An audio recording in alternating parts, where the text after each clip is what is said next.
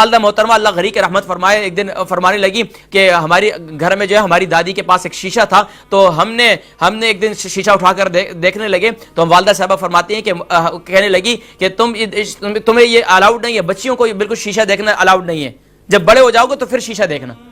अब तो हर वक्त ही शीशों के सामने बैठे हुए हैं, तो इतने मेकअप और ये मेकअपों से मेकअप से जिंदगी नहीं गुजरेगी।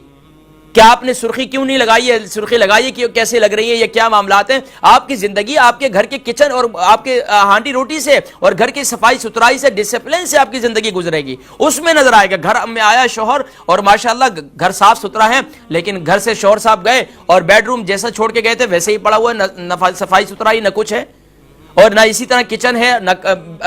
बहरहाल ये वो चीजें हैं जो माशरे के अंदर आज की माओं को तरबियत देने की जरूरत है। मैं ज़िम्न इसलिए कर रहा हूं, जो माएँ करती हैं माशाल्लाह सलाम पेश करता हूं, लेकिन अक्सर माएँ इस मुल्क के अंदर यूके यूरोप में रहने वाली बच्चियां अपने कमरों में घुसी रहती हैं। अब बच्चे हैं, लड़के हैं, अपने कमरों में घुसे रहते हैं और जाहिर बात है आजकल स्कूल की छुट्टियां हैं, यूनिवर्सिटी कॉलेजेस की छुट्टियां हैं, बच्चे घरों में हैं। अब वालिदैन मुझे सच बताएं कि कितनी वालिदाएं जो अपने बच्चियों को तरबियत करती हैं और बच्चियां भी जो है वो काम चोरी से काम लेती हैं। माएँ जो है उनके खाने जो है उनके कमरों में, उनके ड्राइंग रूम में लेकर जाते, उनके जो है उनके बेडरूम में लेकर जाती हैं।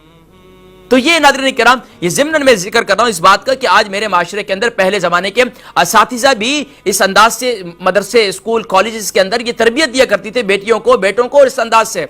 अब तो न जाने ये बस ये मॉडलिंग और ये न जाने और ये क्या क्या चक्कर है और किस किस को फॉलो किया जा रहा है, और असल जो जिंदगी है बस यही तैयार है। बच्चे लड़कियां यही चाहती हैं कि बाहर चले जाए, रेस्टोरेंट में खाना खा लें, बस इसी से जिंदगी गुजारेगी। वहां से ऑर्डर दे दें, यहां से ऑर्डर दे दें, घर में कुछ भी खुद पकाना नहीं आता।